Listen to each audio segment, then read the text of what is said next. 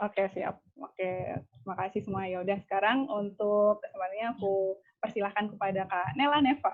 Yeay. Makasih, thank you Nita. Oke, jadi aku Dira. Terima kasih udah dikenalin ya sama Nita. Terus sekarang bakal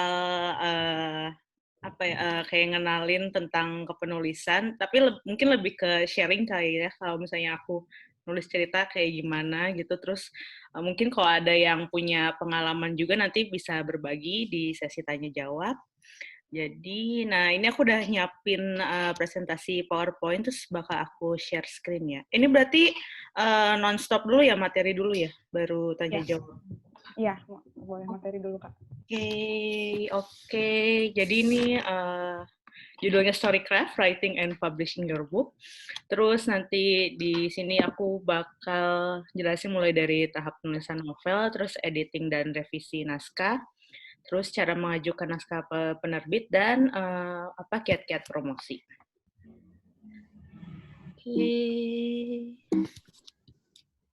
Oke.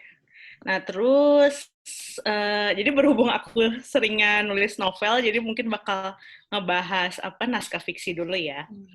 Nah, biasanya sih yang aku siapin tuh mulai dari ada premis, terus ada bikin outline, terus penokohan dan karakterisasi, lalu ada teknik penulisan dan gaya bahasa, terus ke word building. Itu secara garis besarnya, terus kita mulai dari premis nih. Nah, jadi apakah itu premis? Mungkin sebelumnya kalau misalnya kita bikin cerita itu kan kita perlu ide dulu ya, perlu ide, dan idenya itu perlu kita susun dulu supaya lebih teratur, dan pertama kita bentuk dulu dalam bentuk premis. Jadi premis itu adalah kalimat yang menggambarkan inti keseluruhan cerita, biasanya hanya satu kalimat. Nah, di sini aku bakal ngambil contoh Harry Potter kali ya, karena semua orang kayaknya udah tahu lah ya Harry Potter buku pertama. Nah, contohnya misalnya di Harry Potter ini, yang di buku pertamanya premisnya itu Harry Potter mendapat kesempatan untuk belajar sihir di Hogwarts serta berjuang bersama teman-temannya untuk mencegah bangkitnya Voldemort. Nah, itu satu kalimat kan. Nah, dari situ kita kembangin lagi menjadi satu paragraf yang namanya logline. Nah, di logline ini kita kembangkan dalam satu paragraf dari awal sampai akhir cerita. Jadi contohnya Harry Potter diundang untuk belajar sihir di Hogwarts, lalu dia berteman dengan Ron dan Hermione. Mereka belajar berbagai macam ilmu sihir, namun mereka mendengar kabar bahwa Profesor Snape mencoba mencari batu bertuah, Philosopher's Stone, untuk membangunkan Lord Voldemort. Lalu Harry dan kawan-kawan mencoba mencegah Snape, namun ternyata ada tokoh lain, Profesor Quirrell, yang sebenarnya mencari batu tersebut, dan Harry bertarung melawan Quirrell dan berhasil menang. Terus dari logline yang satu paragraf ini kita kembangkan lagi menjadi poin-poin plot. Plot ini maksudnya? Poin-poin yang menjelaskan momen penting dalam cerita dari awal sampai akhir. Terus secara garis besar sih ada sekitar 4 atau 5 ya. Jadi yang pertama itu dimulai dari introduction. Di intro ini itu adalah pengenalan sosok protagonis atau tokoh utama, dan mulai dikenalkan konflik juga di sini. Konflik tentang kehidupan protagonis dan perubahannya. Terus contohnya nih, kita masih di contoh Harry Potter. Contohnya di intro itu ada Harry dijemput Hagrid ke Hogwarts, terus dia belanja kebutuhan sihir, dan di situ dia berkenalan dengan Ron dan Hermione. Terus di bagian berikutnya masuk ke konflik. Nah, di konflik ini ada penjelasan tentang masalah yang akan dihadapi oleh protagonis dan harapan atau tujuan protagonis yang ingin dicapai. Contohnya kalau di Harry Potter itu Harry mulai mengenal sihir, dan dia juga mulai tahu asal-usul tentang orang tuanya yang dibunuh oleh Lord Voldemort, dan bahwa Lord Voldemort itu mungkin bakal bangkit dan mengincar dia. Terus masuk ke midpoint. Kalau midpoint ini pertengahan cerita, jadi titik tengah dari perjalanan si protagonis. di sini tuh dia antara mendapat pencerahan atau apa ya, adanya faktor-faktor yang tidak terduga dari perjalanannya. Misalnya di contoh Harry Potter ini, Harry mengira Snape mencari si Philosopher's Stone untuk menghidupkan Lord Voldemort. Terus di situ dia habis itu masuk ke klimaks. Klimaks ini puncak cerita. Puncak ceritanya biasanya yang adegan yang paling menegangkan dari cerita ya, dari naskah fiksi. Nah, biasanya protagonis itu bakal bertemu dengan antagonis terkuat. Ini kalau di cerita fantasi sih ya pasti gini ya polanya. Bakal ketemu antagonis terkuat dan di situ dia melawan tokoh antagonis. Dan momen ini yang di klimaks ini yang bakal menentukan apakah si protagonis akan berhasil memenuhi tujuannya, apakah dia akan berhasil atau tidak. Dan di ending nanti kan sudah ketahuan protagonis itu gagal atau berhasil dalam menuntaskan tujuannya, atau apakah ternyata ada hasil lain yang tidak terduga, itu ditampilkan di ending. Dan biasanya di ending ini ada perubahan ada perubahan sifat atau perkembangan karakter dari si protagonisnya.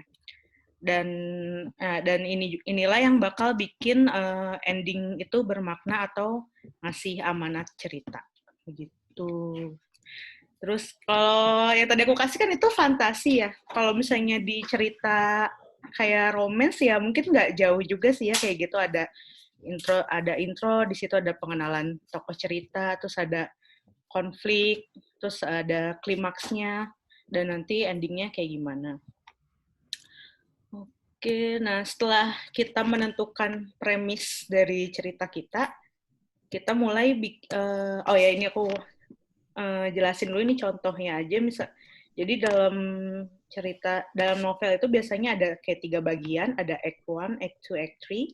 Jadi Act 1 itu yang intro tadi, pengenalan. Terus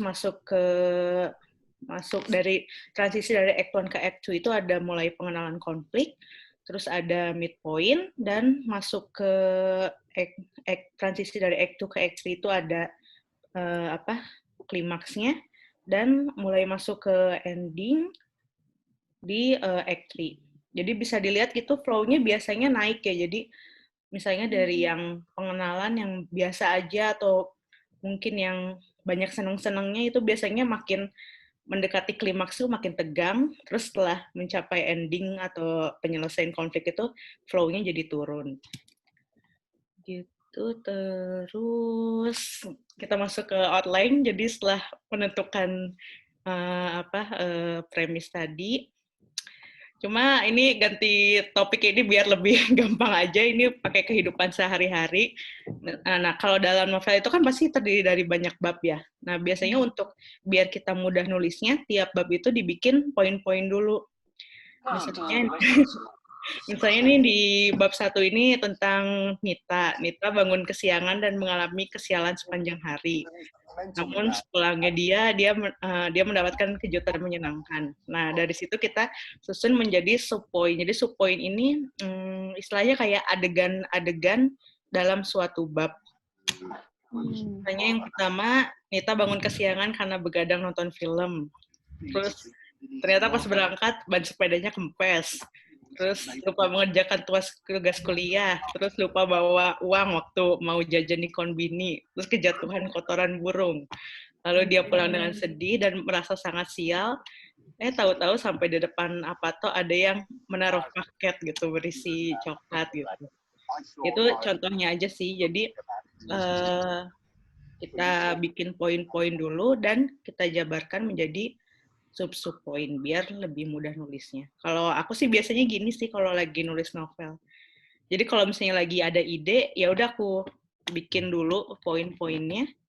Nah, nanti baru ditulis biar idenya nggak nguap begitu aja gitu. Karena kita nggak selalu sempat nulis kan. Jadi kita bikin catatannya dulu. Terus masuk ke penokohan dan karakterisasi. Kalau Oh ya, mungkin sedikit nambahin buat yang outline ini. Biasanya kita nentuin plot itu ada alurnya kan, dan alur tuh kan ada secara umum ada 3 jenis, ada alur maju, mundur, sama campuran. Nah, yang paling sering kita temuin itu alur maju. Jadi dia dari awal cerita, terus klimaks, terus ending, maju secara bertahap. Terus ada juga alur yang mundur. Alur yang mundur itu berarti dia mulai dari penyelesaian konflik dulu, terus ada flashback ke awal. Jadi dimulai di akhir dulu, terus baru ke awal. Misalnya kayak cerita veteran yang mengingat masa lalunya di perang, seperti itu. Terus yang ketiga itu ada alur campuran. Alur campuran tuh biasanya dimulai dari konflik dulu, terus dia ada kilas balik. Habis kilas balik, dia balik lagi ke konflik. Jadi misalnya kayak apa ya? Kalau ada yang udah nonton film Gun Girl itu kayak gitu, dimulai dari konflik dulu, terus ada kilas balik masa lalu dan balik lagi ke masa kini. Terus sering juga sih si alur campuran ini digunain buat cerita yang misalnya tokohnya tuh amnesia gitu. Tiba-tiba dia terbangun, oh aku tidak ingat apa-apa gitu. Terus ada kilas balik apa yang terjadi dan balik lagi ke masa kini. Oke. Bentar. Terus, oh ya, buat penentuan konflik juga bisa eksternal dan internal. Jadi kalau misalnya cerita kayak fantasi atau science fiction itu banyaknya kan eksternal ya. Jadi dia itu tentang pertentangan si protagonis dengan sesuatu di luar dirinya. Jadi biasanya konflik antar manusia. Bisa jadi manusia dengan manusia versus masyarakat, manusia versus alam, atau manusia versus teknologi kayak di banyak novel science fiction. Pokoknya kayak me versus the world gitu. Nah, terus ada juga konflik internal, yaitu pertentangan protagonis dengan dirinya sendiri. Jadi biasanya konflik batin. Konflik batin yang terjadi di dalam jiwa protagonis. Ini mungkin banyak terjadi di kisah-kisah psikologi ya. Jadi kayak me versus myself. Antara konflik dengan si protagonis dengan keinginannya, keyakinannya, dan harapannya. Oke, jadi setelah kita menentukan ide cerita kita dan menyusun premis, logline, plot, dan outline, terus kita pasti udah kepikiran tokoh-tokoh seperti apa yang bakal kita tulis, jadi kita masuk ke penokohan dan karakterisasi. Kalau penokohan, pasti tokoh utama itu kan protagonis ya, dan ada yang namanya antagonis. Nah, antagonis itu adalah dia bukan berarti villain atau tokoh jahat ya. Antagonis itu adalah tokoh yang bertentangan dengan protagonis. Jadi pikirannya tidak sejalan dengan protagonis. Nah, untuk protagonis sendiri, karena dia yang menjadi sentral dari cerita, itu biasanya kita harus menentukan kalau misalnya mau bikin cerita kita itu menarik, itu kan karakternya pasti harus kuat ya, harus berkesan, dan harus dipedulikan pembaca gitu. Nah, hal-hal yang perlu diperhatikan itu diantaranya adalah cara pandang atau pola pikir tokohnya, terus seperti bagaimana cara tokoh menghadapi konflik-konflik yang dia hadapi, lalu bagaimana dia berdamai dengan konflik tersebut, lalu ada motivasi, apa yang menjadi motivasi tokoh dan apa yang ingin dia capai sepanjang cerita, lalu ada kepribadian ini ya sifat, tabiat, atau perilaku, atau kebiasaan-kebiasaan dari si tokoh utama. Lalu ada latar belakang dan perkembangan karakter. Nah, latar belakang ini biasanya yang bisa menjadi motivasi si tokoh sepanjang cerita. Terus perkembangan karakter itu kayak perbedaan si karakter di awal dan akhir cerita. Jadi misalnya di awal cerita si tokoh ini dia penakut, terus di akhir cerita seiring dia menghadapi banyak hal dia jadi mulai pemberani gitu. Tapi perkembangan karakter ini juga nggak harus dari sesuatu yang buruk atau kurang menjadi baik, bisa juga sebaliknya. Lalu ada proporsi, variasi, dan representasi. Jadi selain tokoh utama kan pasti kita punya tokoh-tokoh lain, apa namanya, tritagonis, tokoh pendamping. Dan biasanya mereka itu harus punya tujuan di dalam cerita gitu. Jadi walaupun mereka hanya figuran, tapi sifat atau karakter mereka itu nggak bisa kita abaikan. Terus apa ya? Mungkin kita coba analisis lagi dari cerita Harry Potter tadi. Misalnya dia punya latar belakang orang tuanya dibunuh oleh Voldemort dan dia diincar oleh Voldemort, dan itu yang menjadi motivasi dia untuk mengalahkan Voldemort sepanjang cerita.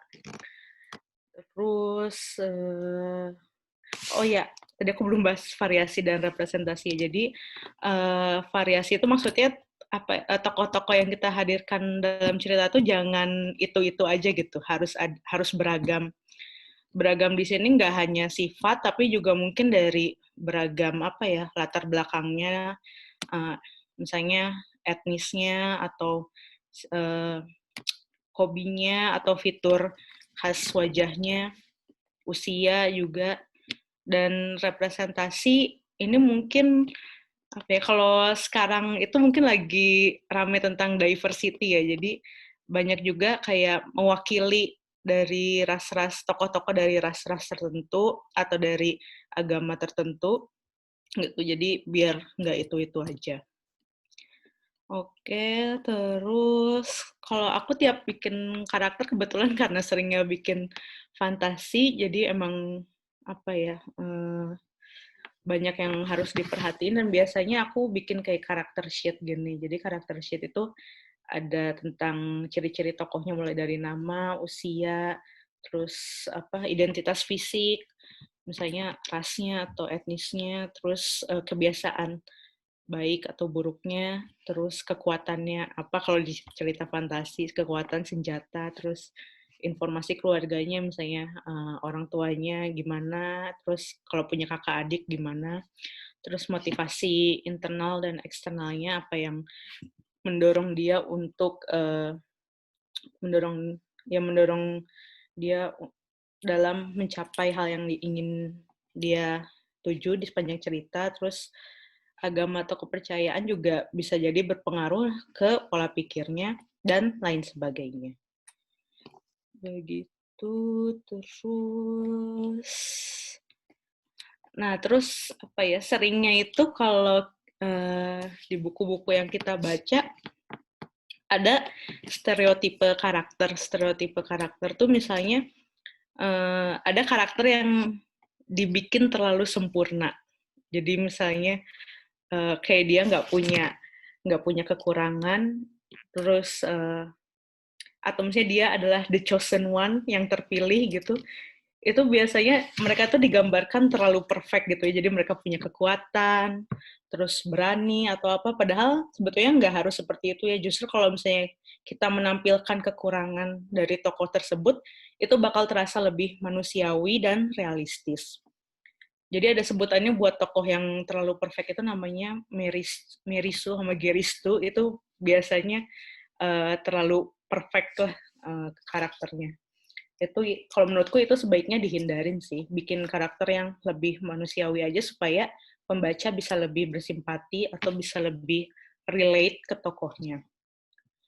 Terus buat memandang moralitas juga, tokoh utama itu nggak harus selalu nggak hanya tokoh utama sih, maksudnya kalau bikin tokoh itu nggak harus dia itu hitam dan putih. Jadi misalnya yang jahat itu dia jahat terus yang baik itu dia baik terus gitu. Pasti ada sisi abu-abu dari tokoh cerita gitu. Jadi jangan kayak sinetron gitu, misalnya bawang putih dan ibu tiri, jadi ibu tirinya jahat terus tapi bawang putihnya tertindas terus gitu tuh.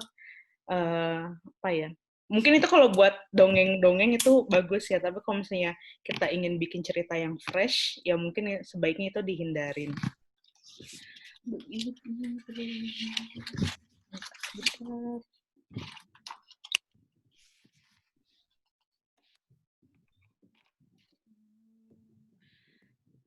Ya, terus tadi perkembangan karakter juga, jadi kalau misalnya di legenda atau dongeng-dongeng juga apa ya, perkembangan karakter itu juga nggak selalu ada ya. Misalnya kayak Malin Kundang gitu, dia sampai akhir cerita kan masih tetap sombong dan durhaka, terus dia jadi batu gitu. Kadang emang tergantung amanat yang ingin kita sampaikan dalam cerita kita. Tapi perkembangan karakter ini bisa bikin apa ya, karakternya jadi lebih dinamis sih. Dan next kita masuk ke teknik penulisan dan gaya bahasa. Termasuk di sini ada pemilihan sudut pandang. Jadi mungkin kita udah pada tahu ya, ada sudut pandang orang pertama, orang kedua, orang ketiga. Kalau sudut orang pertama itu kan pakai aku. Jadi mungkin di sini bakal kita analisis sedikit ya, kalau pakai sudut pandang orang pertama kayak gimana, kedua gimana, ketiga gimana. Jadi kalau misalnya pakai sudut pandang pertama itu biasanya lebih mengena, lebih bisa bikin kita baper, karena pembaca dapat memosisikan diri sebagai tokoh aku. Jadi seakan-akan pembaca ikut mengalami hal-hal yang tokoh utama rasakan. Terus juga lebih bisa mengandalkan plot twist atau kejutan di cerita-cerita, karena pengamatan tokoh aku itu terbatas hanya dari berdasarkan pengamatan satu orang. Dan gaya bahasa juga biasanya bisa lebih luas atau menggunakan bahasa gaul. Sebenarnya nggak hanya sudut pandang orang pertama aja ya, mungkin ketiga juga bisa, tapi tergantung genre. Kadang kalau misalnya genrenya cerita teen lead, cerita remaja, itu biasanya mereka menggunakan bahasa gaul. Terus bisa juga sudut pandang pertama ini digunakan sebagai unreliable narator. Jadi dia membawa cerita dari sudut pandangnya dan mengelabui pembaca seolah-olah hal yang dia alami itu benar, padahal sebetulnya belum tentu tidak gitu. Jadi bisa contohnya cerita-cerita yang pakai unreliable narrator itu misalnya kayak apa ya, kayak tokoh dengan gangguan mental, atau misalnya tokoh yang sebenarnya orang jahat tapi dia ingin mengelabui yang lain, ya yang seperti itu. Terus ada sudut pandang orang kedua. Kalau sudut pandang orang kedua itu berarti pakai kamu. Kalau kamu ini apa ya, dia sering dipakai di cerita yang kayak ini apa, choose your own adventure. Jadi misalnya kita bikin cerita, kamu misalnya cerita petualangan, kamu berjalan ke hutan dan di situ kamu menemukan dua jalan, ke kanan dan ke kiri. Mana jalan yang kamu pilih? Misalnya jalan ke kanan, kamu pergi ke halaman 27, terus kalau ke kiri pergi ke halaman 30 gitu. Jadi bisa bikin alternatif cerita yang berbeda. Biasanya dipakai di situ. Terus ada sudut pandang orang ketiga, yaitu pakai apa, kata dia ya biasanya. Jadi kalau di sudut pandang orang ketiga, plot dan alur itu bisa dibangun seluas mungkin, karena apa? Karena di sini si narator itu mengetahui, mengamati segala yang terjadi di dalam cerita, terus bisa menjabarkan pikiran dan emosi setiap tokoh. Jadi nggak hanya tokoh utama, tapi misalnya apa, antagonisnya atau tokoh pritagonisnya juga bisa diceritakan. Tapi sudut pandang orang ketiga juga rentan melebar kemana-mana ya. Jadi kadang kita nggak fokus buat menceritakan tokoh yang mana, lebih apa ya, kadang bisa lebih timpang ke salah satu tokoh aja. Begitu. Terus penggunaan majas. Jadi yang membedakan apa ya, fiksi dengan non fiksi itu kan biasanya kalau fiksi pakai bahasa yang berbunga-bunga gitu, karena dia ada penggunaan majasnya, misalnya kayak metafora, terus personifikasi, sarkasme, hiperbola, dan lain sebagainya gitu. Mungkin ya teman-teman juga udah banyak belajar majas waktu sekolah dulu. Terus ada pemilihan kosakata dan diksi. Diksi itu pemilihan kata. Mungkin kalau misalnya, ini juga kadang tergantung genre ya, kalau misalnya novel remaja gitu, biasanya banyak pilih kosakatanya yang mudah dimengerti. Tapi kalau misalnya genrenya kayak fantasi atau science fiction, mungkin banyak pakai kata-kata yang tidak umum gitu. Terus ada juga proporsi showing dan telling. Jadi apa ya? Kalau showing itu kan menunjukkan, kalau telling tuh istilahnya kayak gamblang gitu ya. Misalnya contohnya Nita itu cantik, itu adalah telling. Tapi kalau misalnya showing itu kita kayak menjabarkannya dengan bisa lewat dialog atau enggak bisa lewat deskripsi yang lebih panjang, misalnya cara berjalan Nita sangat anggun, terus apa misalnya kayak gimana. Ya, nggak ada Nita di sini. Terus ya pokoknya dijabarkan lah, jangan terlalu gamblang Nita itu cantik gitu, tapi misalnya dia ditunjukkan sepanjang cerita melalui tingkah lakunya atau melalui sifat-sifat yang lainnya gitu. Terus apa ya? Kadang ada istilah show don't tell, tapi sebetulnya ya nggak apa-apa sih pakai tell juga, tapi apa ya? Kita pinter-pinternya kita bikin proporsi showing dan telling di dalam cerita. Terus masuk ke latar atau world building. Kalau misalnya kita bikin cerita tentang kehidupan sehari-hari, ya sebetulnya buat latar nggak terlalu bingung ya, kecuali kalau kita pilih latarnya ke tempat-tempat yang nggak kita banyak tahu, misalnya kayak kita tinggal di Jepang tapi kita mau bikin cerita tentang di Amerika gitu, mungkin kita harus riset dulu, kayak cari tahu kondisi di sana kayak gimana. Sedangkan kalau untuk cerita fantasi atau misalnya science fiction yang latarnya itu benar-benar dunia yang berbeda dengan dunia kita. Jadi misalnya di poin pertama itu ada dunia sehari-hari, ada juga dunia alternatif atau luar angkasa.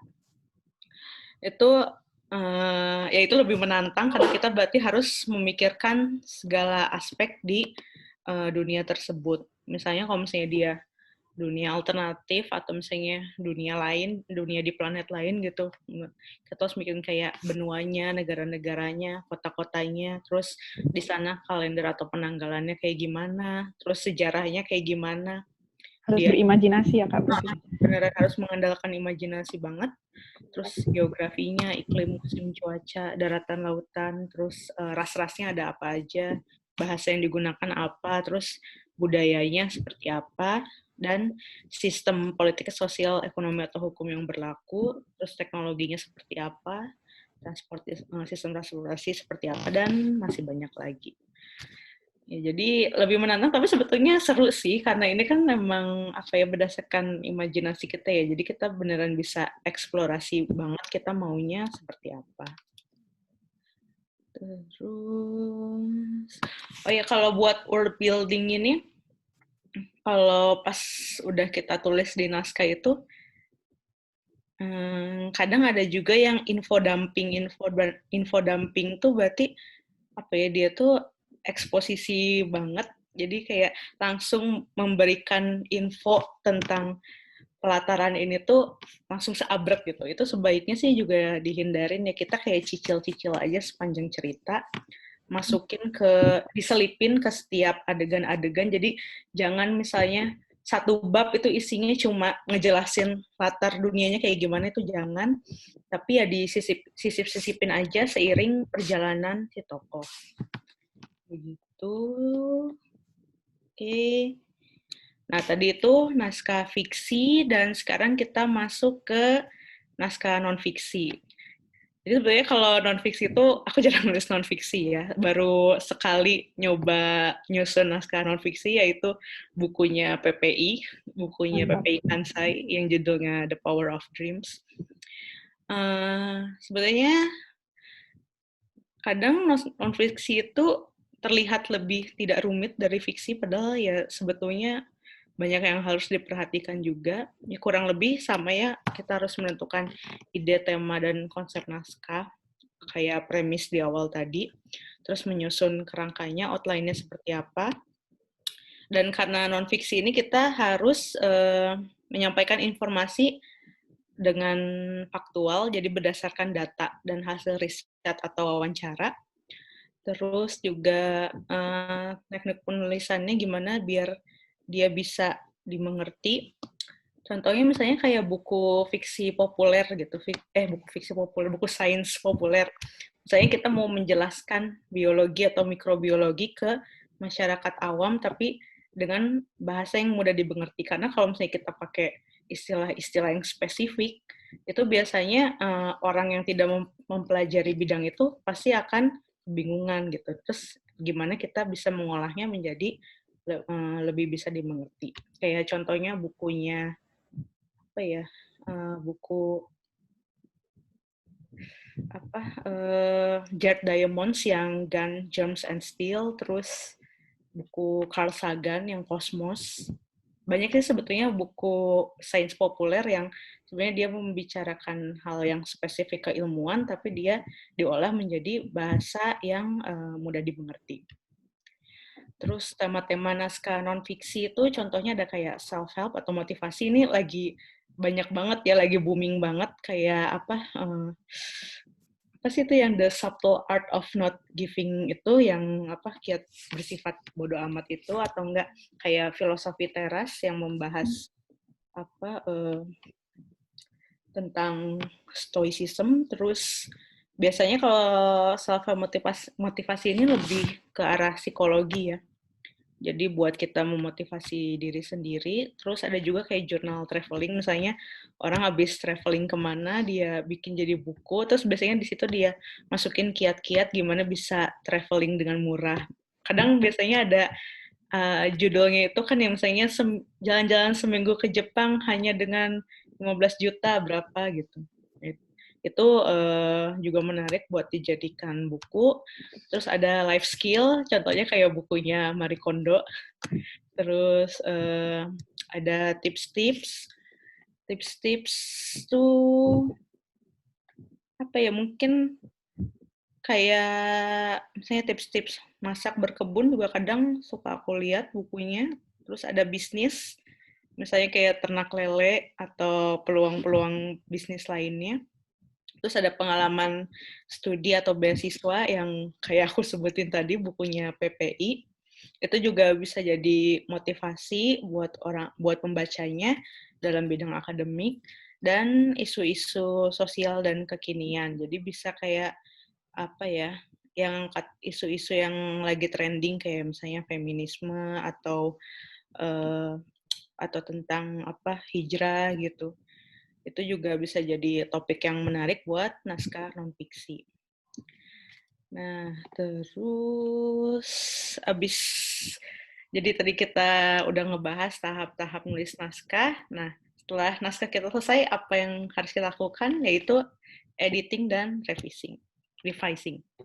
Nah, dalam editing ini, apa ya, istilahnya itu kita menggodok naskah kita supaya lebih matang, terus lebih rapi juga, lebih matang dan lebih rapi. Terus salah satu caranya dengan self-editing. Jadi setelah kita tulis naskahnya, kita baca lagi dari awal. Kadang biasanya di situ kita baru kepikiran hal-hal yang belum tertulis gitu. Jadi ya terus ada cross-check data, misalnya kalau kita bikin riset, kayak tadi misalnya non-fiksi gitu, dia pakai hasil-hasil riset, itu kita cross-check dulu informasi yang kita tulis itu sudah sesuai atau belum, apakah ada pendapat-pendapat yang kontra atau jurnal-jurnal yang kontra. Terus ini sebenarnya pengendapan naskah tadi termasuk self-editing sih, cuma masuknya pengendapan naskah di sini kita beri jeda waktu. Misalnya kayak setelah kita selesai nulis, kita beri jeda waktu 3 hari atau seminggu, terus kita baca lagi. Nah, nanti biasanya ya gitu ada hal-hal yang belum kepikiran, terus kita tambahin, atau enggak ada yang, ini kok kayaknya kurang logis ya, terus kita ubah lagi. Jadi itu fungsinya pengendapan naskah. dan beta readers. Jadi beta readers itu kita minta orang lain untuk baca dan menilai naskah kita. Beta readers ini bisa ke teman-teman terdekat, atau misalnya kalau punya kenalan editor atau jasa editor freelance juga udah banyak, itu bisa minta ke sana. Terus kalau aku sih untuk beta readers ini aku pakai platform nulis online kayak Wattpad. Jadi kayak upload dulu ceritanya di sana, biasanya ada komentar-komentar dari pembaca, dan kadang komentar-komentarnya itu bikin munculin ide baru, atau enggak justru ngoreksi kesalahan di naskah kita. Gitu. Terus ada sedikit tips aja sih, tips nulis dan menyunting. Jadi buat judul yang menarik dan menggugah.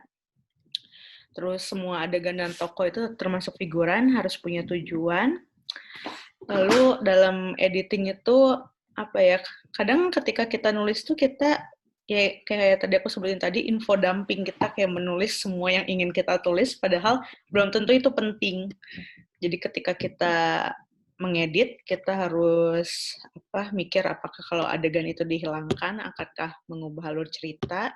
Terus kalau mengubah alur, berarti itu adegan penting, nggak usah dihapus. Tapi kalau enggak, berarti adegannya tidak penting dan bisa dibuang.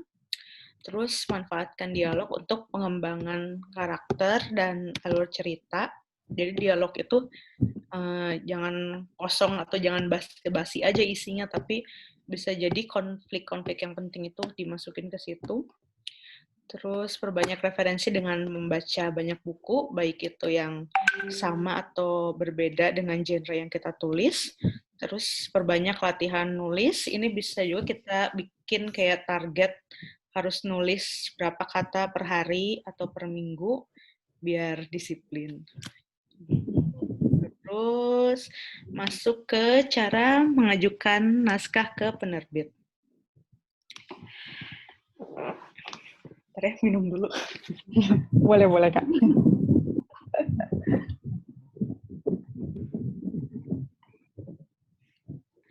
Oke, nah sebelumnya kita harus tahu dulu ada tipe-tipe penerbit, ada berbagai jenis. Itu ada self-publish, ada indie, dan ada mayor.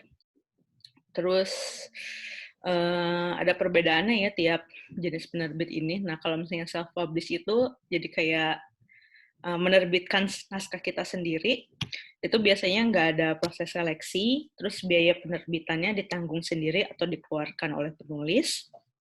Terus jumlah cetakan biasanya terbatas atau print on demand. Terus royalti biasanya fleksibel sih kalau self-publish dan indie ini, bisa sesuai aturan tiap penerbit atau sesuai negosiasi. Tapi penjualannya biasanya secara online di website penerbit atau oleh penulisnya sendiri. Dan buat promosinya juga biasanya penulis yang lebih banyak, yang harus lebih aktif dan giat mempromosikan bukunya sendiri. Terus penerbit juga biasanya ikut bantu. Terus kalau indie ini mungkin lebih ke tengah-tengah antara self-publish sama mayor ya. Jadi dia naskahnya bisa diseleksi dulu atau tidak. Terus biaya penerbitan juga bisa ditanggung oleh penerbit atau penulisnya yang bayar. Dan sama jumlah cetakannya juga biasanya terbatas atau dicetak sesuai permintaan. Royalti juga sesuai ketentuan penerbitnya. Terus penjualannya juga secara online, dan biasanya penulis yang lebih banyak mempromosikan bukunya sendiri dibantu penerbit. Nah, untuk mayor jadi dia naskahnya harus diseleksi terlebih dahulu, terus biaya penerbitannya gratis ditanggung penerbit, dan jumlah cetakannya biasanya langsung banyak ya, minimal itu 1.000 sih, tapi ya bisa lebih, bisa 2.000, bisa 3.000 sekali cetak. Dan royaltinya biasanya fix sekitar 10-15%. Tapi penjualannya itu ada di toko-toko buku fisik yang biasa kita temukan kalau lagi di mall. Terus dan penerbit pasti mempromosikan buku kita gitu. Tapi ya nggak berarti kita nggak ikutan promo, penulis juga tetap harus promo. Nah, tuh. Ini kalau misalnya mayor ini contohnya kayak Gramedia Group ya, jadi kayak Alex, terus apa KPG, Grasindo yang seperti itu. Terus, oke, masuk ke tahap mengajukan naskah ke penerbit.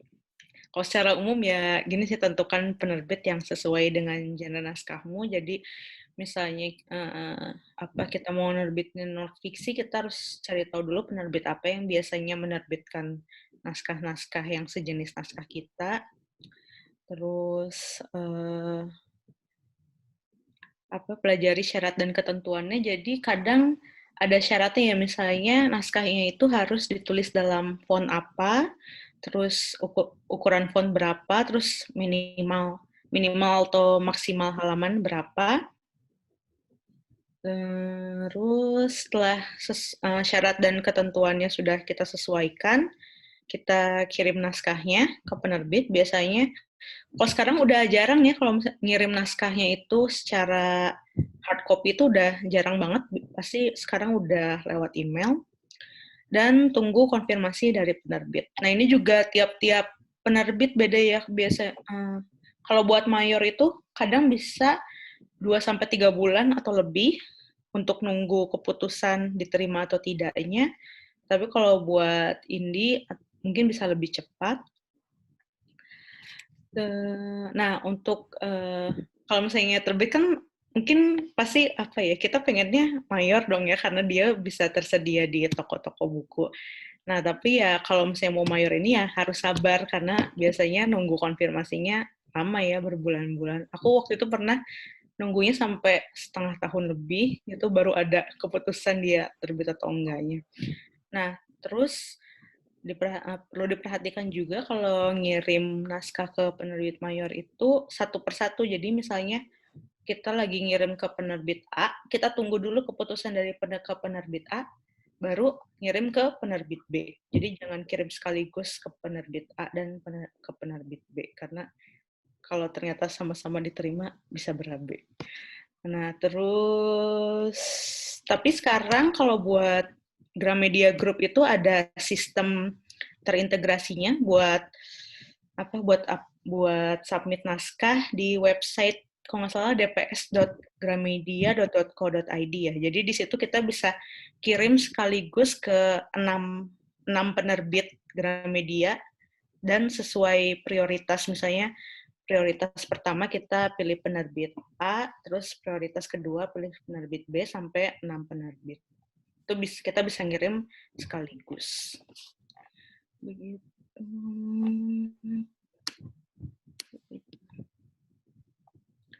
Terus, oh iya, biasanya yang harus kita siapkan juga ketika ngajuin naskah tuh sinopsis naskah. Jadi menceritakan naskah kita itu tentang apa dari awal sampai akhir. Terus ada juga yang biasanya minta keunggulan naskah. Jadi apa sih kelebihan naskah kita dibanding naskah-naskah lain atau naskah-naskah yang sudah ada. Dan biasanya juga diminta biodata kita. Nah, kalau di biodata ini kita bisa juga nulis kayak kegiatan media sosial kita, atau misalnya kalau kita ikutan online writing platform, kita sebutin kita aktif di mana. Jadi di situ penerbit juga bisa memantau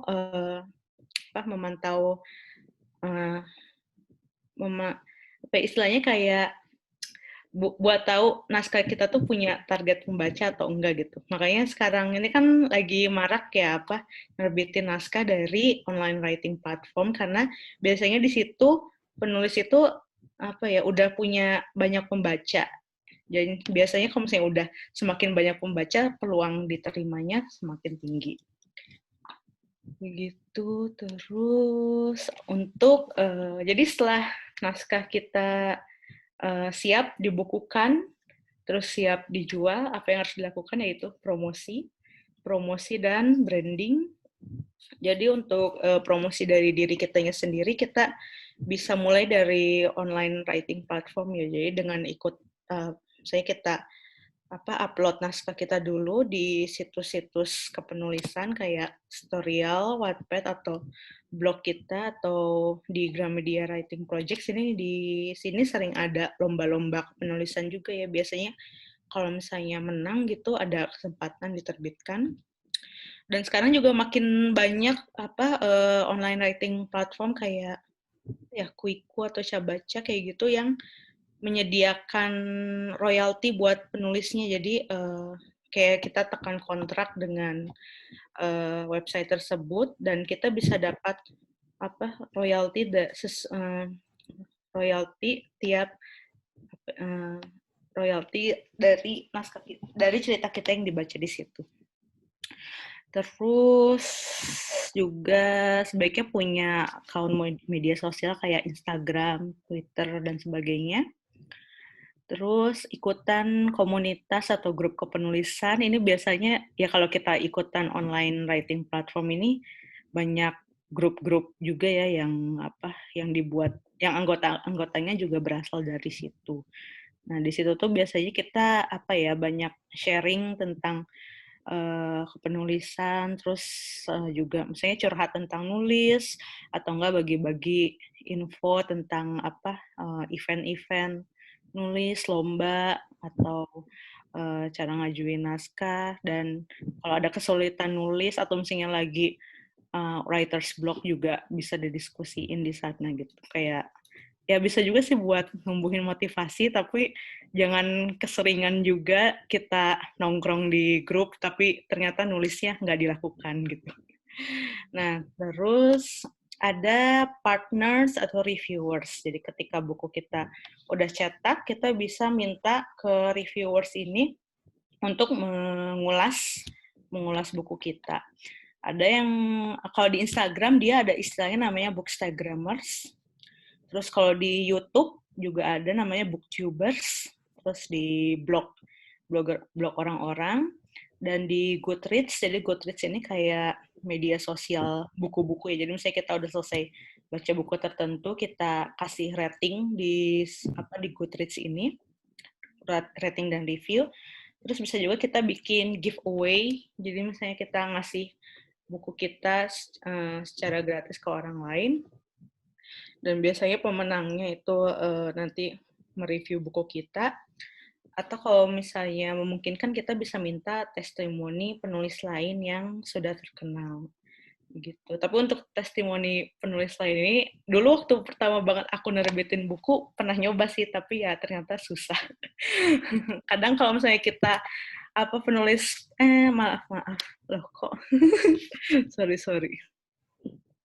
Kadang kalau kita penulis pemula yang belum dikenal tidak digubris oleh penulis yang sudah terkenal, tapi ya bisa dicoba.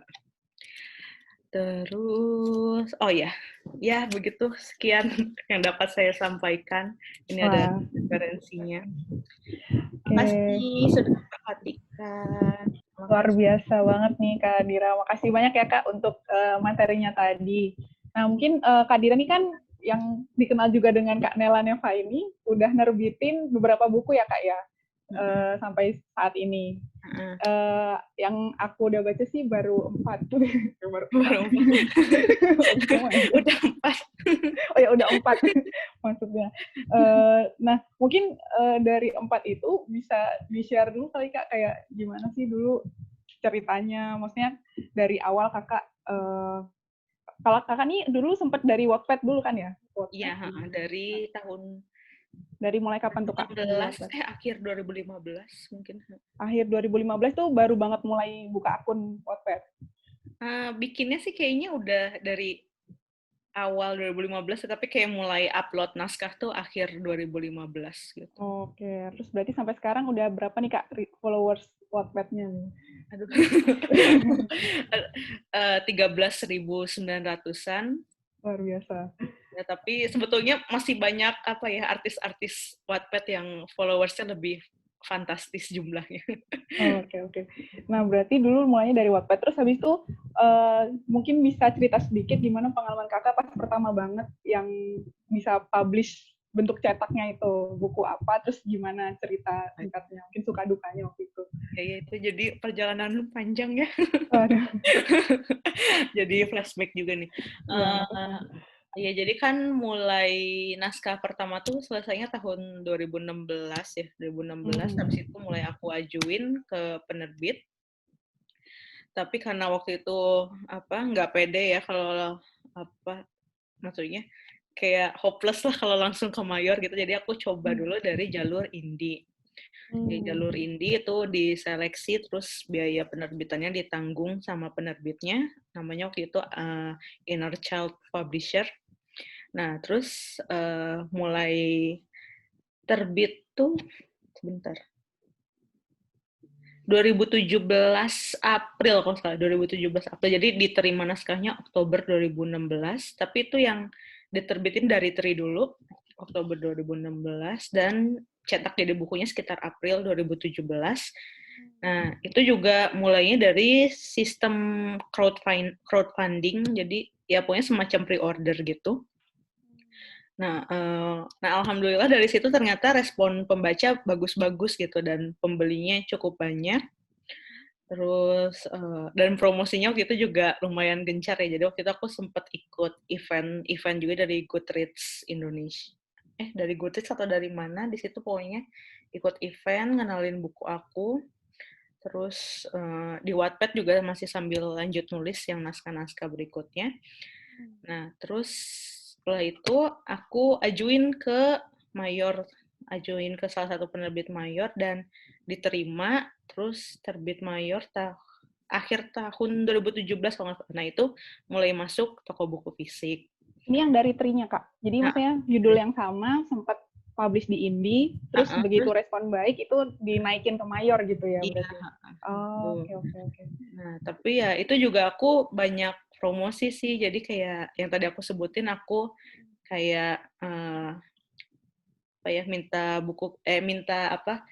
di review oleh reviewer di Instagram, di blog-blog. Terus setelah tembus mayor ya juga tetap dilakuin promosi itu. Dan akhirnya ya setelah itu jalan menuju mayor ya lumayan lancar sih. Oh, oke oke. Jadi kayak setelah satu bisa tembus ya, mudah-mudahan yang selanjutnya juga ini deh jadi lebih lancar gitu. Lebih lancar ya. Kalau 4 judul yang udah Anita baca tuh ada dari Tri ya, terus Remy, Resilience, yaitu. Terus habis itu yang Palaga Nusantara, sama satu lagi 7 Kelana ya Kak, yang lagi OTW mau dipublish mayor juga ya? Iya. Oh ya, oke oke. Nah, berarti dulu suka dukanya kayak gitu. Pernah nggak sih Kak, tadi mungkin ada pengalaman udah submit tapi terus ditolak, atau mungkin direvisi tapi banyak banget gitu? Pernah nggak kayak gitu? Kalau ditolak sering ya. Oh, sering. dulu tuh sering. Ya, tahun ini ya itu waktu masih terbit indie itu kan yang mulai ngirim ke mayor juga ditolak. Ditolak, tapi ya kayak yang aku sebutin tadi, setelah ditolak satu ya coba ke yang lain gitu, coba ke yang lain. Terus dan pasti setelah ditolak juga direvisi dulu biar jadi lebih bagus. Terus apa lagi tadi pertanyaannya? Apa ada yang harus direvisi? Iya, pernah nggak dapat revisi? Mungkin tadi ditolak pernah, terus pernah nggak disuruh revisi, tapi banyak gitu revisinya. Oh, iya biasanya sih kalau misalnya udah masuk mayor ya catatan revisinya banyak sih, karena editor tuh benar-benar meriksa naskah kita gitu. Jadi yang kekurangannya apa dia pasti kasih tahu dan minta diperbaikin gitu. Oh, oke. Siap. Teman-teman mungkin kalau ada yang punya pertanyaan bisa ditulis di kolom chat ya. Ini udah ada 2 pertanyaan nih Kak Dira yang udah masuk. Nah, terus ini dari Amateur Art. Oh, ini tadi yang udah nulis Kak Ratri tadi ya kalau nggak salah. Iya, Ratri. Oh iya. Gimana nih? Kalau misalkan kita input naskah ke penerbit mayor, terus nggak ngasih kepastian nih Kak, sampai lama banget mungkin ya. Baiknya deadline-nya pasang berapa bulan atau tahun gitu. Nunggunya gitu, atau sampai benar-benar dijawab ditolak atau diterima? Tergantung ya, kalau kita ya itu kan wajarnya dia sekitar 3 bulan ya, tapi kalau setelah itu nggak diterima biasanya sih aku kirim email lagi apakah sudah ada keputusan tentang naskah ini kalau masih nggak dibales dan melihat ada peluang di penerbit lain, aku tarik naskahnya. Jadi aku kirim email lagi kayak, mohon maaf tapi saya ingin menarik pengajuan naskah ini gitu. Oke. Berarti jadi, memang ditarik dulu ya Kak ya, nggak harus dikonfirmasi dulu ya supaya nggak jadi double gitu. Jadi pasang deadline itu ya tergantung masing-masing ya, misalnya kayak kalau santai ya udah ditunggu terus, tapi kalau misalnya nggak sabar nih ya udah sampai ya normalnya kan 3 bulan, mungkin setelah 3 bulan itu ya kita kalau mau tarik ya bisa gitu. Terus ini juga aku udah pengalaman sih ini yang tentang kepastian terbitnya. Jadi pernah naskah aku tuh udah yang 7 Kelana itu pernah diterima tahun 2017. Tapi ternyata sampai 2019 belum diterbitkan.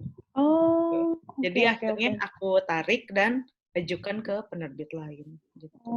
Jadi sebenarnya udah dibilang diterima tapi kok nggak keluar-keluar gitu Kak ya? Ya itu mungkin waktu itu aku juga kelewat santai ya, jadi tiba-tiba udah 2 tahun. Nggak berasa ya? Iya. Sampai bisa lulus master ya Kak, 2 tahun ya Kak ya? Sampai lulus master. Oh ya benar, udah lulus ya. Oke. Terus ada pertanyaan lagi nih Kak Dira dari Kak Aida. Pernah nggak mengalami writer's block? Kalau iya, gimana mengatasinya? Ya, sering sih. Sering ya, biasanya lagi nulis cerita apa gitu kayak stuck banget nih, aku nggak tahu gimana harus ngelanjutinnya. Biasanya aku selingkuh ke naskah lain. Gitu. Jadi ngerjain paralel. Jadi Kak Dira ini sering ngerjainnya paralel gitu ya Kak ya, 2 naskah satu waktu paralel. Gitu ya. Kalau yang sekarang lagi ditulis apa aja nih Kak? Yang lagi OTW? Bisa dicek di Wattpad aku. Asik. Mungkin teman-teman ada yang belum tahu nih Wattpad-nya Kak Nela Neva. Iya, kalau misalnya kalian install aplikasi Wattpad, cari aja nama Nela Neva. NELLANEVA ya. Maaf namanya alay. Kalau sekarang sih lagi ngerjain 3 naskah sekaligus sih. Tapi biasanya aku tuh kalau satu naskah dia udah mulai masuk pertengahan cerita, itu aku fokus ke naskah itu. Tapi kalau misalnya di awal biasanya ya aku nulis paralel gitu. Jadi tapi kalau misalkan blockingnya 3-3-nya Kak, maksudnya emang lagi mogok aja gitu nulisnya, gimana tuh Kak ngatasinnya? Kan ini kalau Kakak writer's block, terus pindah naskah yang lain yang lagi OTW ditulis juga. Sementara ini lagi blocking 3-3-nya tuh gimana Kak ngatasinnya? Jadinya bukan nulis novel sih, jadinya nulis puisi atau nulis kayak cerpen-cerpen, tulisan Kira pendek. Nulis disertasi Kak. Terima kasih sudah diingatkan. Waduh. Oke, terus ini ada pertanyaan lagi dari Kak Wahidin. Menurut Kakak apa yang harus ada di halaman pertama dan terakhir suatu novel untuk membuatnya berhasil? Menurut aku ya, jadi ini menurut aku aja ya. Kalau di yang halaman pertama itu bikin pembukaan yang memikat. Nah, memikat itu gimana? Bisa kita langsung terjun ke konflik. Jadi pembaca langsung dibikin tegang. Dari situ mereka bakal penasaran, wah kelanjutannya apa nih gitu. Tapi kalau misalnya kita mulai dari sesuatu yang flat, yang biasa banget atau yang datar gitu, itu biasanya pembaca juga bakal bosan lanjutin. Paling sering kalau nemu cerita di Wattpad ya itu tuh dimulainya dari adegan bangun tidur dan berangkat sekolah. Itu tuh sering banget dimulainya dari situ gitu. Ya sebenarnya nggak apa-apa sih kalau ternyata ada hal menarik yang bisa dieksplor dari situ, nggak apa-apa ya. Cuma kalau ya cuma begitu bangun tidur sekolah gitu ya itu kayak kayak halaman pertama sejuta umat tuh seperti itu gitu. Jadi bikin yang unik dan berbeda dan memikat. Terus untuk halaman terakhir ini tergantung ending yang kita pingin kayak gimana. Kalau mau happy ending ya nggak apa-apa. Terus kalau mau sad ending juga nggak apa-apa. Kalau ending ngegantung ini kadang bikin kesel pembaca, tapi sebetulnya bisa berhasil juga sih untuk apa ya, biasanya efeknya jadi diminta sequel gitu. Wah, bener banget tuh novel Kadira yang Palaga Nusantara deh kalau nggak salah ya. Endingnya bikin greget. Iya, Gitu, iya. kayak Endingnya ditungguin bikin begitu greget, banget. tapi happy ending juga nggak apa-apa sih kadang. Ya itu juga balik lagi ke preferensi pembaca. Kadang ada yang emang dia sukanya sama happy ending ya gitu. Oke, oke, oke. Mantap. Terus selanjutnya dari Kak Pijar nih. Mm-mm. Biasanya buat menentukan detail plot sampai penokohan, sampai sebelum mulai nulis tuh butuh berapa lama sih, Kak? Menentukan detail plot sampai penokohan sampai sebelum nulis. Hmm. Yes, gimana ya? Itu tergantung orangnya sih. Tergantung. Karena Tiba-tiba emang cepet aja. bisa beda banget. Jadi kalau misalnya kita lagi lancar idenya, itu tuh ya bisa secepat-cepatnya sih. Tapi kalau misalnya lagi buntu, ya itu bisa lama selambat-lambatnya gitu. Kayak contohnya apa? Kayak contohnya novel pertama aku tuh itu selesainya sekitar 3 tahun. 3 tahun. Dan itu pun sampai sampai akhir tahun pertama tuh aku masih nggak bisa nentuin itu plotnya mau kayak gimana sih, endingnya mau kayak gimana, aku nggak bisa nentuin. Tapi waktu novel kedua aku yang dari Tri itu, aku apa ya, itu tuh nulisnya cuma sebulan setengah dan ya langsung kepikiran aja gitu itu endingnya mau kayak gimana, detail-detailnya mau kayak gimana. Jadi ya tergantung sih kita lagi lancar ide atau tidak. Tergantung imajinasi ya, Iya. wangsitnya ya, Kak ya. Iya, dan kadang tergantung kesibukan kita juga ya. Mungkin kalau sebagai pelajar kita harus nge-lab gitu, terus baru bisa nulis malam-malam ya, ya nggak apa-apa. Berarti harus sabar aja gitu. Oh, oke, oke. Jadi butuh proses ya, sebenarnya nggak bisa Iya. sehari jadi ya kayak Candi Prambanan. Kak, ini sama ada yang mau nanya lagi nih, Kak. Mungkin nggak sih kita ngumpulin naskah tapi anonim, jadi identitasnya rahasia gitu. Kayak kalau Kakak kan dikenalnya Nela Neva gitu, tapi pas ngumpulin tetap ngajuin nama asli Kakak atau bener-bener bisa anonim gitu, atau nama alias aja gitu? Sebetulnya identitas asli kita tuh diperlukan ketika naskah kita sudah diterima dan kita harus menerima apa royalti. Oh iya benar. Jadi pasti kita perlu apa data apa ya kayak KTP, terus misalnya nomor NPWP itu kan pasti sesuai nama asli kita ya. Betul, Gitu. betul. Jadi ya perlunya di situ sih, tapi ya selain itu ya bisa terus pakai nama pena atau pakai Oh, anonim. jadi bisa kita request ke penerbitnya memang ya udah namanya ini aja yang dicantumin gitu, Nela Neva aja gitu ya. Kecuali aku nggak tahu sih ya bisa atau enggak royaltinya kita minta dialihin ke orang lain, jadi bukan kita, entahlah aku belum pernah nyoba itu jadi nggak tahu bisa. Itu harus didiskusikan langsung dengan editor dan penerbitnya gitu. Oke, oke, oke. Oke, semangat Kak Dira, pertanyaannya masih banyak nih Kak. Mau minum dulu boleh Kak? Ntar Ya minum dulu ya. Iya boleh, boleh. Bentar. Oke, ini dari Kak Mirzat nih selanjutnya. Pertanyaannya adalah, seberapa penting sih prolog dan epilog dalam membuat novel?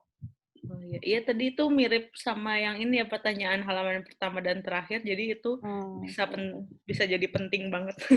Jadi menentukan ya Kak ya, gimana? Terutama prolog sih dia benar-benar menentukan apa pembaca tuh pengen lanjut baca atau enggak gitu. Karena kadang aku juga kalau lagi jalan-jalan di Wattpad ya kalau lihat bab pertamanya udah ya kira-kira kayak bisa ditebak lah ini ceritanya kira-kira kayak gini lah gitu, atau enggak yang ketemu prolog bangun tidur ke sekolah gitu kayak. Jadi menurut aku itu penting sih, penting untuk memikat pembaca. Dan kadang juga apa ya, kalau secara keseluruhan misalnya dari prolog dan epilog itu berhasil memikat pembaca, ya tentu pasti itu bakal bikin pembaca untuk mempertimbangkan akan membaca novel-novel kita yang lain atau enggak gitu. Oke, oke, oke.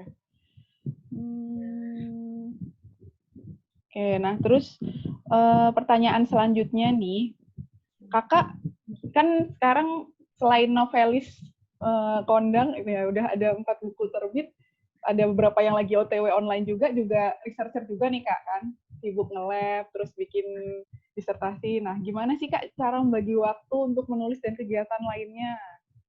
Tipsnya Kak. Dari Mika ini yang nanya, Kak Mika Mutia. Kayaknya kelewat ya yang di atas-atasnya ya, nggak apa-apa. Iya, biar naik turun. Oke. biar agak beda gitu temanya. Sebetulnya sih sejak aku lanjut kuliah lagi tuh, aku tuh cuma bisa nulis tuh malam sama weekend gitu. Jadi ya diusahain setiap punya waktu luang itu aku nulis. Untuk kegiatan lain ya, karena kegiatan aku biasanya hanya ke lab ya, jadi ya gitu deh. Membaginya ya berarti siang sampai jam berapa, jam 7, jam 8 di lab, terus nyampe rumah, beres-beres, terus apa gitu, terus ya baru nulis biasanya sebelum tidur gitu. Terus weekend juga, ya weekend kadang jalan-jalan, tapi kalau lagi di rumah aja ya nulis. Terus kalau buku favorit mungkin Kak, buku atau penulis favorit Kakak apa nih? Kalau banyak seringnya kan aku baca fantasi, terus favorit aku dia Jonathan Stroud. Jonathan Stroud tuh nulis buku fantasi kayak trilogi Bartimaeus sama Lockwood, tapi Lockwood tuh bukan trilogi, dia 5 buku kalau nggak salah. Terus kalau misalnya buat lokal yang dari Indonesia, aku suka Eka Kurniawan sama Yusi Avianto Parianom. Kalau Paman Yusi itu biasanya dia nulis fantasi, Raden Mandasya, jadi itu fantasi kolosal yang angkat kearifan lokal. Terus kalau Eka Kurniawan, dia tulisannya lebih ke ya sastra gitu sih. Mungkin orang yang para pendengar di sini udah pada kenal mereka juga. Oke. Kalau judul buku yang dibaca pertama masih ingat nggak Kak? Zaman dulu banget ya buku. Kalau yang sering berarti tadi fantasi ya, lebih seringnya ya, yang paling sering. Yang pertama dibaca. Nggak tahu ya. Ini kalau yang terbit, kalau buku Kakak yang terbit pertama tuh yang selesai pertama banget tuh berarti yang dari Tri ya? Yang selesai ditulis pertama sih 7 Kelana, tapi yang terbit pertama itu sih dari Tri. Dari Tri ya? Oh ya, oke. Terus nih ada pertanyaan yang beda nih dari Zafira tentang naskah yang non-fiksi. Seberapa jauh kita bisa realistis? Contoh misalnya nih, boleh nggak kita sebut merek yang ada di real life? Misalkan Universitas A atau toko B. Itu apakah jadi pengganjal diterimanya naskah kita? Oh, nggak apa-apa sebenarnya. Kalau sepemahaman aku ya, kalau universitas dia nggak masalah. Tapi tergantung konten juga sih ya. Kontennya kalau misalnya kita menjelek-jelekan, itu bisa jadi kita dituntut oleh pihak tersebut. Gitu. Tapi kalau misalnya kontennya ya wajar, atau misalnya yang justru membaguskan gitu, itu nggak ada salahnya sih buat nulis universitas apa, atau enggak toko apa, itu kan malah jadi promosi juga buat mereka. Terus untuk apakah itu bakal jadi pengganjal naskah diterima atau enggak, itu juga tergantung keputusan penerbit ya. Jadi ya, tapi selama kontennya nggak bermasalah ya, sebetulnya menurutku sih ya nggak jadi pengganjal sih. Selama kita nggak menjelek-jelekan ya gitu. Nanti ya kitanya yang bisa dituntut. Pencemaran nama baik ya. Ya, pencemaran nama baik. Oke. Terus dari buku-buku Kakak yang udah pernah terbit nih, itu semuanya lewat Wattpad dulu nggak? Maksudnya pernah mampir Wattpad dulu baru ke penerbit, atau pernah ada yang langsung masuk penerbit? Wattpad dulu semua sih. Semua Wattpad semua. Oke. Terus, bentar ya, aku lagi scroll dulu. Nah, dari Vini nih, Kak Vini nanya, dikatakan sukses dalam menulis buku itu berapa sih indikator buku yang minimal harus terjual? Ada nggak, Kak? Kalau indikator mutlak menurut aku nggak ada ya. Soalnya ada juga yang dia hanya menulis 1 buku, terus bukunya meledak di pasaran, tapi sejak itu dia nggak kedengeran lagi, itu ada gitu. Tapi ada juga yang dia banyak nulis, udah banyak bukunya, ya terus dia justru sukses karena bukunya udah banyak, itu juga ada. Misalnya kayak Terelie sama Adi Lestari juga kan udah banyak ya bukunya. Kurniawan juga udah banyak. Tapi ada juga ya yang dia cuma butuh 1 buku terus meledak, terus nggak nulis lagi, ya menurut aku juga itu banyak sih. Jadi nggak ada indikator tetap menurut mutlaknya nggak ada ya. Oke. Terus gimana ya Kak supaya kita tuh bisa percaya diri nih menampilkan tulisan kita di media sosial atau mungkin platform online yang lain ya. Gitu. Terus gimana juga supaya buku kita itu bisa punya keunggulan atau beda dari buku yang lain. Oke, buat nomor 1 ya. Jadi aku juga merasakan hal yang sama, nggak pede. Makanya aku pakai nama pena.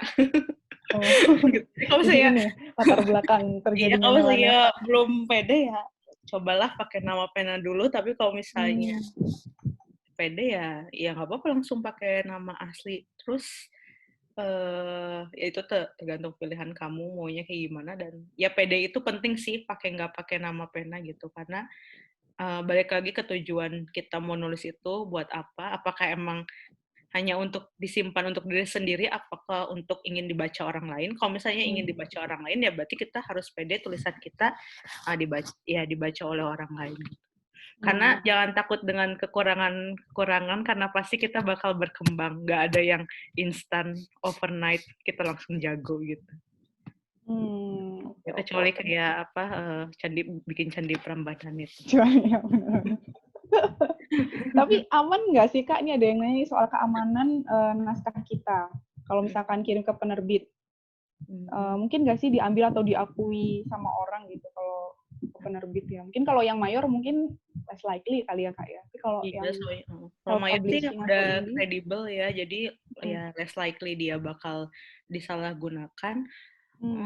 Tapi aku kurang tahu ya kalau untuk self-publish atau indie gitu, gimana pertanggungjawabannya. Makanya sebetulnya yang penting itu kontrak ya. Tapi kalau misalnya naskahnya ternyata bocor sebelum tekan kontrak, ya itu sulit juga sih ya. Emang kita harus memastikan reputasi penerbit itu. Jadi kalau bisa emang penerbitnya emang yang udah banyak nerbitin buku, dan buku-bukunya yang dapat sambutan baik oleh pembeli, ya itu biasanya bisa dipercaya. Dan sebetulnya kalau ketakutan naskah kita diklaim orang, sebenarnya kalau kita upload ke writing platform juga itu sebenarnya rentan terhadap pembajakan ya, karena itu terbuka bisa dibaca oleh siapa saja. Jadi kita juga harus sadar tentang adanya resiko tersebut gitu. Siap. Wah, keren banget nih Kak. Terus nih rasanya udah dijawab semua ya. Ini tadi pertanyaan dari Katika tentang anonim tadi lagi sih. Mungkin nggak, anonimnya dari si penerbit dan editor. Mungkin nggak. Jadi mereka nggak tahu identitas kita. Tapi ya tadi sih masalahnya di royalti tadi ya Kak Dira. Iya sih. Mungkin ya coba aja ya ditanya apa. Misalnya ketika naskah kita udah diterima, terus ada konfirmasi dari penerbit, selamat naskah Anda diterima. Terus kita balas aja. Saya ingin tetap menjaga kerahasiaan identitas saya, apakah royalti saya bisa dialihkan ke perwakilan atau identitas lain gitu. Oke. Siap. Nah, masih ngomongin tentang anonim sih Kak, sama kan tadi hubungannya sama nama pena nih. Sejarahnya nama pena Nela Neva tuh gimana ya Kak ya? Penasaran dari dulu pengen nanya. Aku juga bingung. Jadi dulu tuh sebelum mulai serius nulis tuh ya kadang emang suka drafting gitu kan, jadi kayak nulis gitu. Dulu tuh kayaknya pernah punya karakter yang namanya tuh Neva, terus cerita fantasi gitu. Terus entah kenapa aku tambahin Nela di depannya, aku juga nggak tahu. Pokoknya tiba-tiba jadi Nela Neva aja. Gitu. Tapi sebetulnya itu ya jangan dicontoh ya, itu adalah nama pena yang kupilih secara asal, jadi tidak kupikirkan matang-matang. Oke. Terus nih mungkin buat dua pertanyaan terakhir kali ya, ini dari Kak Mirzat nih, pendapatnya tentang pembajakan buku. Pernah nggak karya kakak juga dibajak? Pendapat kakak tentang pembajakan, sama pernah nggak kakak dibajak? Kalau pembajakan sih udah pernah ya. Soalnya jadi sering, ini juga sebetulnya masih marak ya sekarang dibahas. Banyak banget yang ngejual buku e-book murah. Jadi kayak jualnya cuma 5.000, 3.000, atau nggak misalnya 20.000 dapat 10 e-book. Itu banyak banget sekarang di Instagram atau grup WhatsApp. Nah, itu tuh sebetulnya merugikan penulis dan penerbit banget ya, karena ya itu istilahnya mencuri gitu. Jadi bagaimana cara menghindari pembajakan? Ya itu sampai sekarang emang masih belum bisa dihindari karena ada saja oknum yang masih berbuat seperti itu gitu, walaupun sudah diperingatkan gitu. Jadi ya harus siap dengan resiko buku kamu dibajak begitu dia terbit. Oh, oke. Sama ini satu pertanyaan terakhir. Pernah nggak pas ngalamin di pertengahan nulis nemu inspirasi baru dan akhirnya merubah alur cerita? Oh, sering banget. Oh, sering banget. Sering ya, banget jadi nih, Mbak kalau Usnia. itu terjadi ya nggak apa-apa sih. Kalau menurut kamu itu lebih bagus, lebih menarik, ya diubah aja gitu. Tapi ya kalau diubah-ubahnya sering, ntar nggak selesai naskahnya gitu. Jadi ya dipikirkan matang-matang deh apakah ya si inspirasi baru ini emang bakal bikin naskah kamu lebih bagus atau enggak gitu. Oke deh kalau gitu. Nah teman-teman nih karena keterbatasan waktu juga ya, jadi nggak kerasa udah 1,5 jam kita bersama di dalam Zoom ini. Wah, tidak terasa ya. Tidak terasa ya. Memang materinya menarik banget soalnya Kak. Nah, semoga tadi materi yang disampaikan Kak Dira bisa bermanfaat buat teman-teman semua, dapat ilmu baru. Terus juga untuk pertanyaannya, kalau misalkan ada yang masih belum kejawab, mungkin bisa ke mana Kak? IG Kak Nela Neva, kira-kira gimana Kak? DM boleh nggak Kak ya? Iya boleh. Boleh banget Kak. Nela ini responsif banget guys ininya ya. Jadi kalau lewat Instagram pasti aku bales gitu. Cuma kalau misalnya minta nomor WA mungkin nggak dulu ya. Siap, rahasia guys. Nah, untuk sebagai penutup mungkin kita mau foto bareng dulu nih teman-teman yang berkenan aja boleh untuk ngaktifin kameranya biar kita ada dokumentasi. Ini totalnya sih tadi aku sempat ngeliat sampai 30 berapa ya? 36 ya. Udah ada yang terima live kasih duluan banyak. sih tapi ya. Thank you. Makasih ya. Iya, nah gimana nih? Coba di teman-teman aku tunggu beberapa menit sampai diaktifin dulu ya. Oke. Tunggu. Oh iya siap ditunggu. Maaf, kedengeran ya? Kedengeran? Siapa ya? Bentar. Oh. Screen. Oh ini dia. Wow. Oh ternyata hadap-hadapan sama Kak Pipit. Lihat-lihat.